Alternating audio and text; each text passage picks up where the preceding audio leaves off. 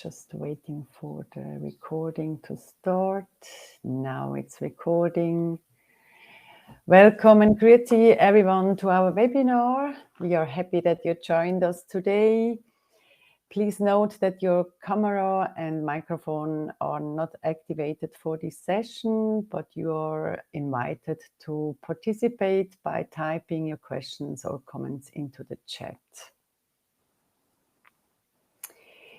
The idea for this webinar emerged from a discussion between Tom, and myself, where we pondered the question, where is the customer when we look at sustainability reports? Therefore, we are delighted to have Thomas Nauer as our guest speaker here today.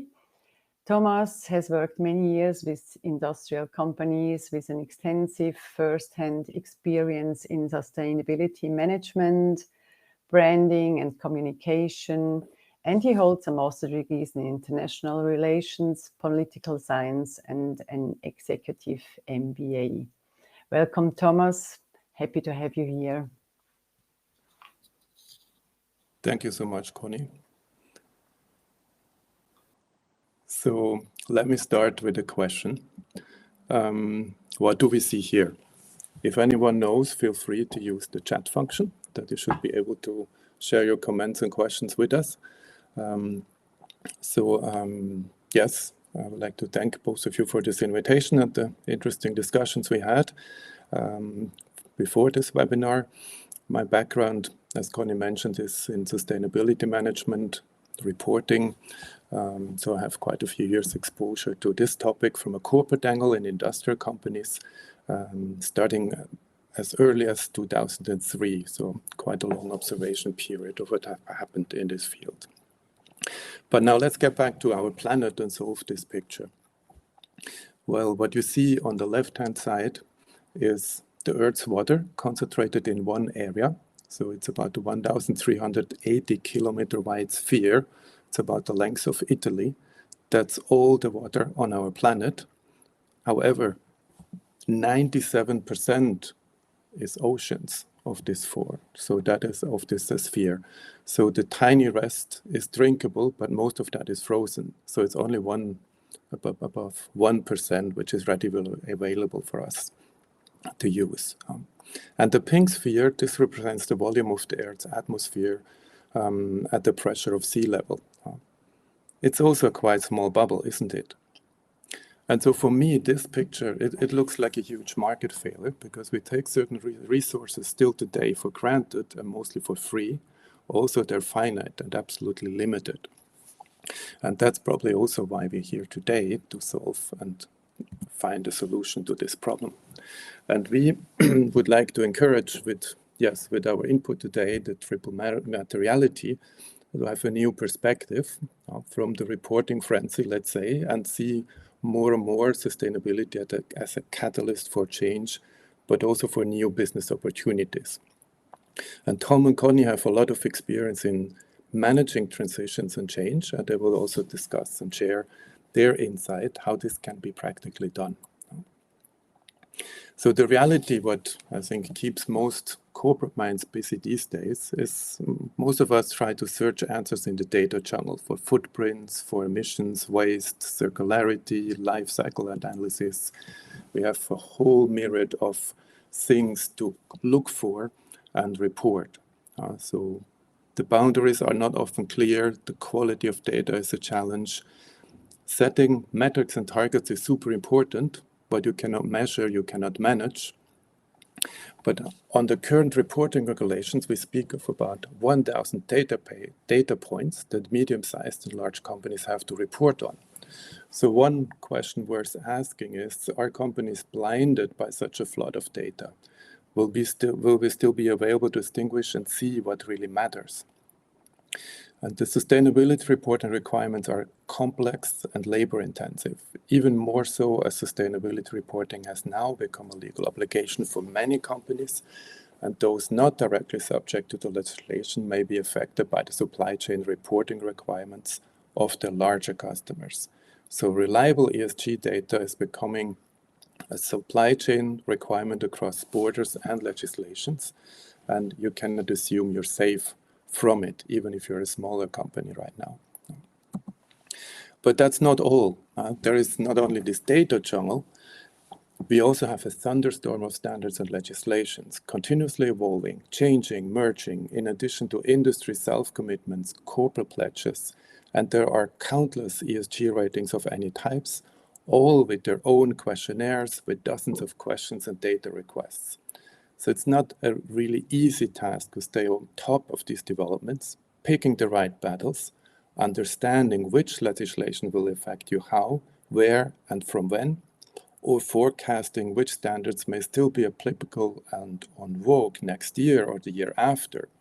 Because if you want to get out of the data jungle, you may want to invest in data collection systems and processes that you don't want to change every year. In recent months alone, you have seen mergers of standards like the TCFD with ISSB, updates and new legislations being adopted.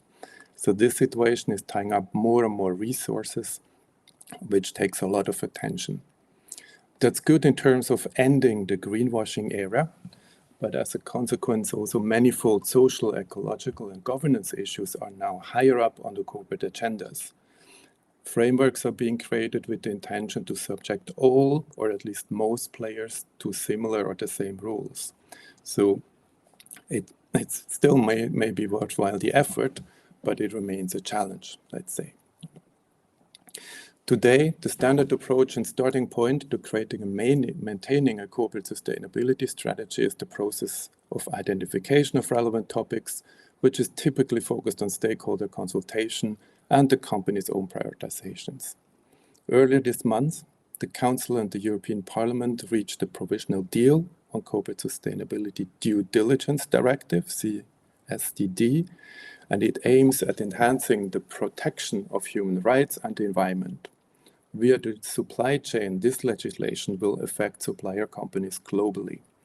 Companies subject to this directive have to identify and address potential and actual adverse impacts of their operations, but also their suppliers.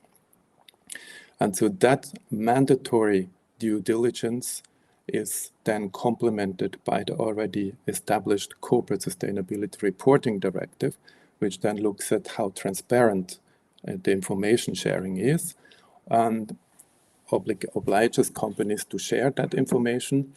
In Switzerland, you have then the transparency on non-financial matters or climate-related disclosure requirements for stock-listed companies, which is similar but not identical with the EU requirements. So it quite takes an expert team to know what to do here. Then I think the core of this reporting requirement, at least in Europe, is the concept of double materiality. Double materiality refers to the identification and reporting of not only sustainability issues that are material to a company's financial performance, but also those that impact on the environment and society at large. So the first view, the first arrow is the financial materiality, and that assesses and manages the environmental, social, or governance-related risks and their potential or actual impact on a company's financials. The second view is the impact materiality, which looks at the impacts of a company's activities on the environment, the social sphere, and how it affects the stakeholders. So the impact aspect is about understanding a company's performance and the impact of its entire value chain on society. And by understanding this impact, companies can take steps to mitigate risks and impacts. So the philosophy of this approach. The critics of this concept may argue that it's difficult to define a threshold on what is material, for example, environmental impacts or social impacts, difficult to measure, or having financial consequences in a more distant future, or how to measure a company's potential loss of reputation, for example. And that what exactly is material is then much dependent on the stakeholders and what is stakeholders' priority and time horizons. In a concrete example, the carbon footprint of an email is about 0.3 grams, going up to 50 grams with attachments. You may argue that this is not material and neglected. However, This year, an estimated 347 billion emails are sent per day, which cause an estimated 600 million tons of carbon produced over the course of a year, which would be more than the emissions of Australia as a country. Or another source finds the world's email usage generates as much CO2 as having an extra 7 million cars on the roads. So this 0.3 grams all of a sudden become pretty material. Another example, which is quite interesting and maybe for all of us relevant, a UK-based energy company estimated back in 2019, if Britons would send one less thank you email a day, it would save 16,000 tons of CO2 a year, or the equivalent of 50 to 80,000 flight tickets from London to Madrid. So something non-material like a two-word thank you email becomes material again when you scale it up. So that's, I think, why we would like to also widen the horizon on the opportunities. Typically, opportunities are neglected in this approach. The focus is on risks related to identifying material issues, reporting, and compliance. This is explained also by the difficulty to measure, the challenges to get somewhat reliable data in the formats required, and the numerous standards and legislations, as we just seen. And the focus is typically then on past and current performance and does not leave a lot of room for future-looking creativity at all. And also the official wordings in double materiality proceedings include the word opportunities. They normally remain a marginal topic, receiving limited attention. And this risk-focused mindset might prevent you from looking at the opportunities, bring the creativity needed, harvest the opportunities of sustainability. Sustainable business opportunities are real and they are worth talking about. So this is why we suggest to take the time for an enhanced evolution from double to triple here. How could this work? We call it triple materiality. The future and its opportunities also matter. As we remind ourselves at the beginning, our planet has finite resources and we need to address the market failure in terms of its omissions to adequately price limited resources. And the process of starting to raise the price tag for these resources via standards, legislations, stakeholder pressure, this process has started and translates from our point of view into manifold opportunities, where companies can anticipate and become part of future solutions, where the value of finite resources is recognized and priced in. So we could also call this future business opportunity materiality, a proactive and innovative anticipation of the consequences of looming ESG risks, an opportunity to transform products, services in order for the company to be in a position to serve customer needs in the future. This may be an anticipation of the impacts of climate change, as well as other stakeholder expectations in other social and environmental areas. Speak of biodiversity, speak of human rights, there are many. The challenges remain the same. It's difficult to set a threshold of materiality and probabilities of the future opportunities. But this difficulty should not prevent us from thinking and trying harder to look forward, make use of all the energy spent and data collected, and take one step beyond. From an economic point of view, if we believe that economic growth is essential to welfare, maintaining living standards of our society, then we do not have another choice than taking up the responsibility and make sure that this economic growth happens in a sustainable way without being reliant on depleting finite resources.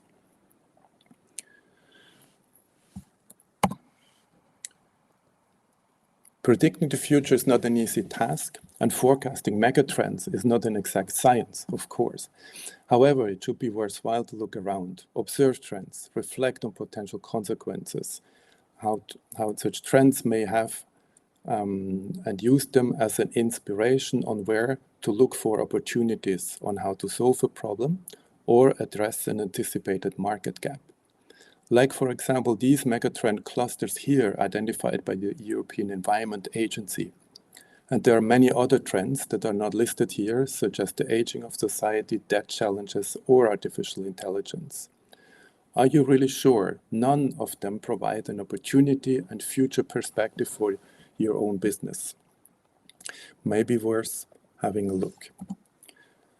A company that I discovered recently and actually harvests such a sustainable business opportunity is Customer-Centric. They realized that the impact of digital technologies, and in particular of websites, energy consumption and CO2 emissions. So they provide services on how to optimize websites and software to become leaner, less energy consuming, for example, by removing unused code from websites, so it's not downloaded by thousands of website visitors each day, or changing the design to darker colors, consuming less energy on the end devices. Because digital technology equipment, infrastructure, and services have nowadays a huge impact, this challenge also provides an opportunity for new innovative solutions, starting from behavioral change to better equipment and infrastructure that requires less energy to run, operate, to more efficient cooling, or the reutilization of heat from data centers, and many, many more aspects just with this issue here. In terms of energy consumption, by the way, the 5 big tech companies like Apple, Amazon, Microsoft would go from their current 42nd position to consuming the equivalent of the 14th country in the world by 2030 in terms of energy consumption. So their energy consumption is big and huge. And the electronics industry is estimated to contribute around 4% of global greenhouse gas emissions. So nowadays, digital technologies cause more CO2 and CO2 emissions than the airline sector, which is pretty massive. But getting back to sustainability management, I see this as having to handle 3.5 types of issues. You have the quick wins that can be easily addressed. Someone should have thought about this maybe before, kind of thing, and their payback period is very short. That's normal project management. And then there are the issues that hurt. You need to spend a long time to argue and discuss them through. You will need to find a budget. You need work hours to address them, but still a project. And then the third level is the completely new solutions, issues that require transformation, substantial change, where you have the uncertainty of exploration phases. You need all the collective intelligence of your organization, the creativity and dynamic energy of your colleagues to build the foundations and align for the transition. This is what we suggest to unveil with the Triple Materiality perspective, by the way. What you will always have, in most cases, to deal with are the underlying counterforces, of course, the naysayers and dinosaurs, as with any change project. But there are also the hyperactivists who may try to push you in an irrelevant direction, leading to an inefficient allocation of resources to non-material issues. So from my point of view, I'd like to invite you to think in that perspective. And I would like to now hand over to Tom and Connie to share some of their experience with change processes and how to manage change in perspectives. Thank you.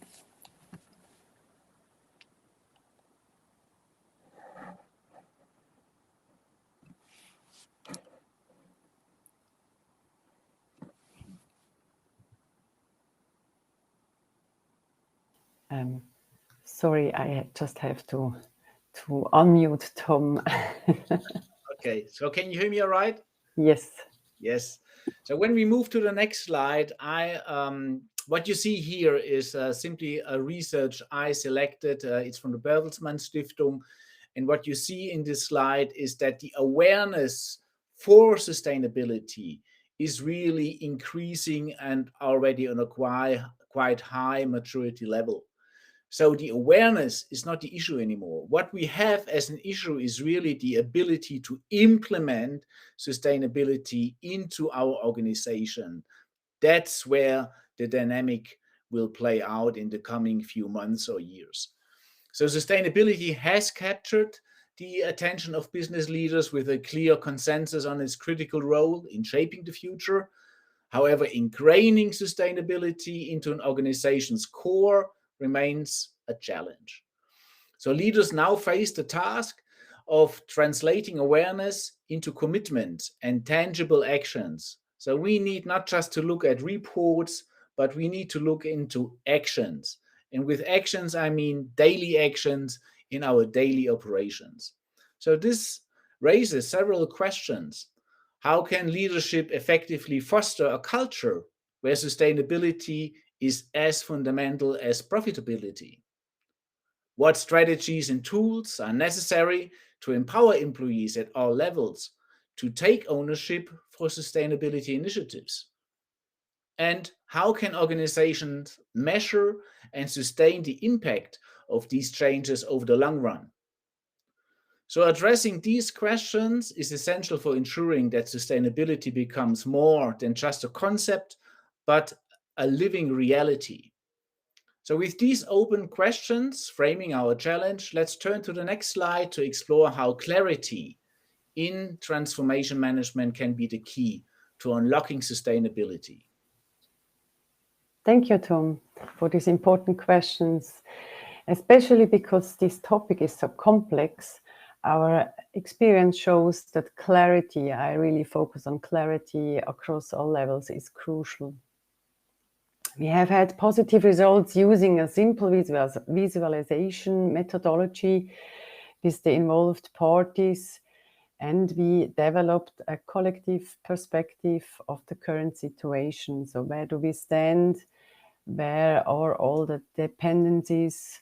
And create new ideas. For instance, also this method helped us realize that while the project was well structured, it had a too narrow focus. Key stakeholders were not yet involved, which could have significantly impacted our ability to achieve the objectives. And this highlighted the importance of opening the window, so bringing in a lot of perspectives from all the participants, and ensure that it's for everybody an understanding.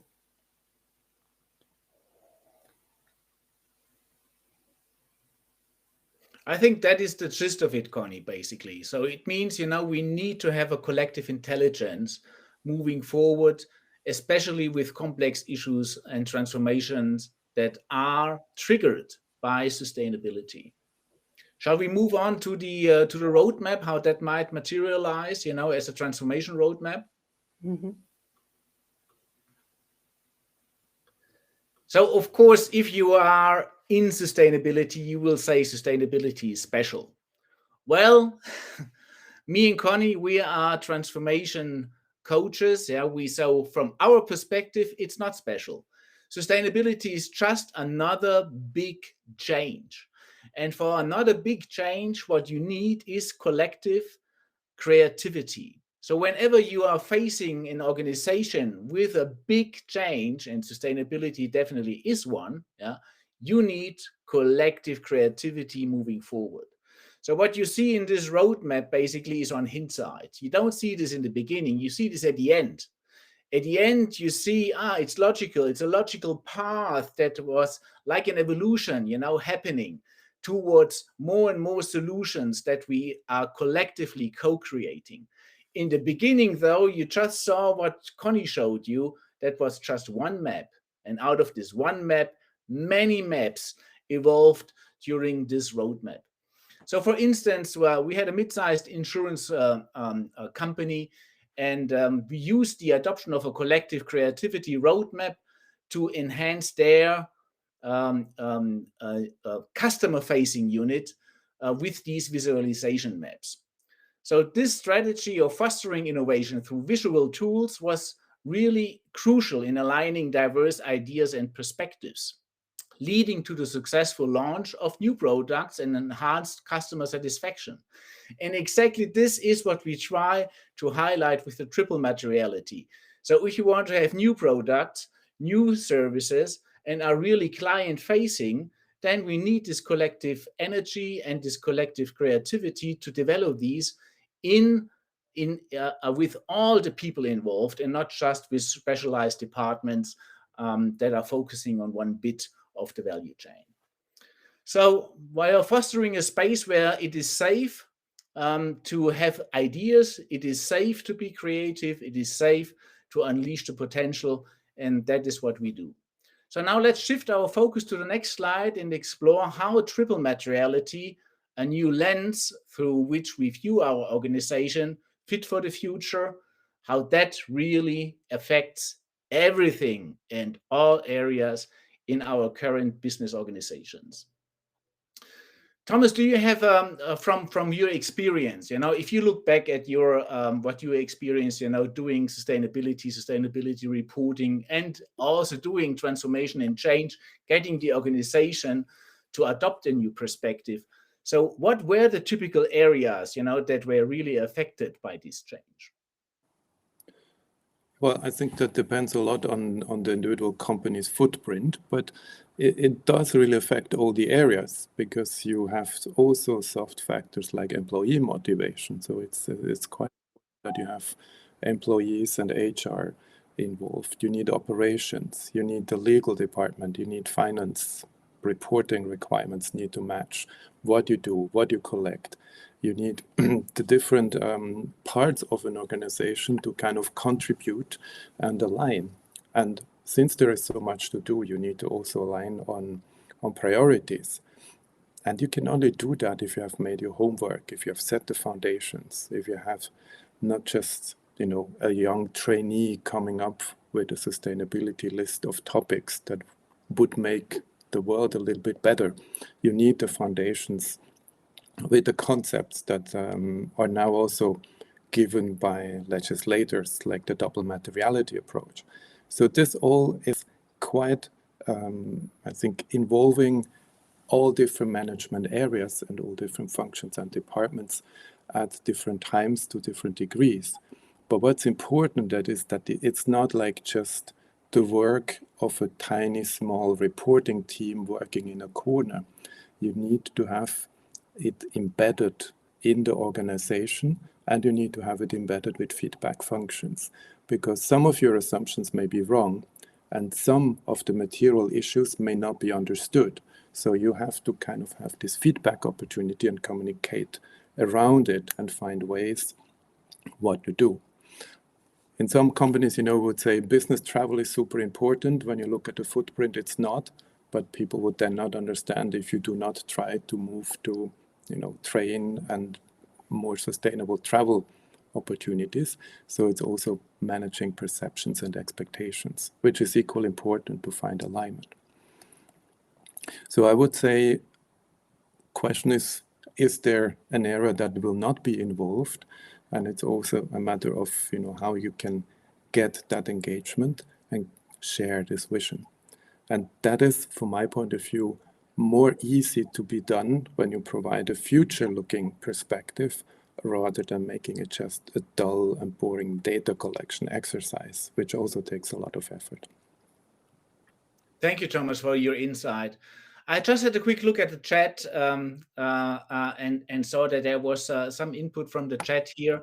Just to quickly respond to the chat, of course, we can't, we have a time limit, but just to address the impulses that we get from the chat here quickly. What pops into my mind when I read this impulse from the chat is that Einstein once said, if his life would depend on it, he would spend most of the time figuring out what the problem is and then come up with a solution. I think we spend quite a lot of time figuring out what the problem is with sustainability. It's now time to spend some time on the solution. But to do that, we need a collective effort. That's all we're saying. And a collective effort is not effective if you don't have a common perspective. And I think what Thomas really described very well is, if we're just looking at the risks, the perspective is not comprehensive. We need a perspective that is incorporating the risks, of course, yeah, but it has to incorporate the opportunities as well, because we are forward-looking organisms, so to speak. Humans are forward-looking, and organizations should also be forward-looking. So where are the opportunities where we can create something, useful, that we actually can tackle the problems we are facing today? Okay, that's from my end. Connie, do you want to have a quick comment from your side? I was just going through the chat, so you will get the PDF from the slide, a PDF from the slides as well. We wrote a little white paper, which you will also get via email, or I will show you later on the QR code that you can download it directly. It's actually, this one is actually in German. The English one is coming latest end of this week.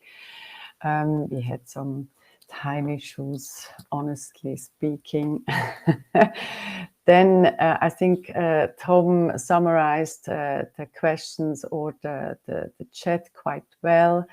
There was also questions if we did it in large corporates. No, we did it more or less in small and medium-sized companies, because normally corporates have already a consulting company doing all this work with this company.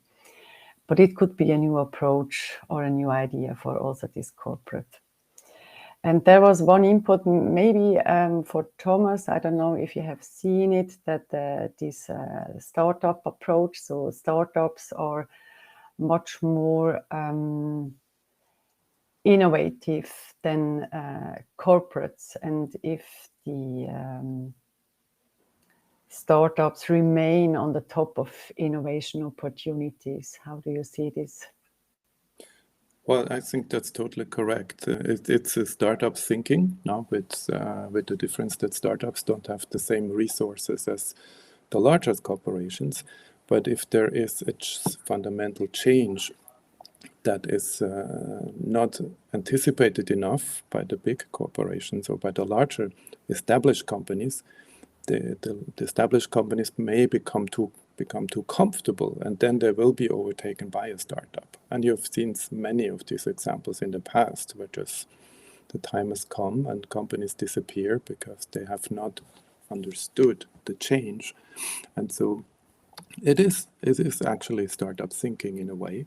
But it's sometimes more difficult to do that in an established organization, because a startup is open for something new and building something new. And an established organization is a bit bothered when you bring in new areas to look at. You challenge processes, you challenge something that is done. And that's, I think it's even harder to do that as in a startup, but it's the same principle.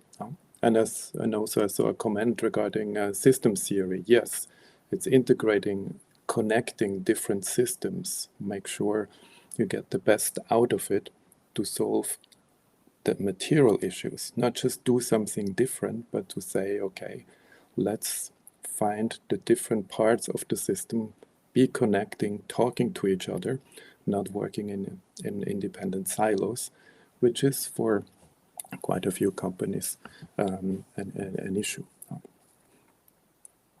Thank you. There was just another comment.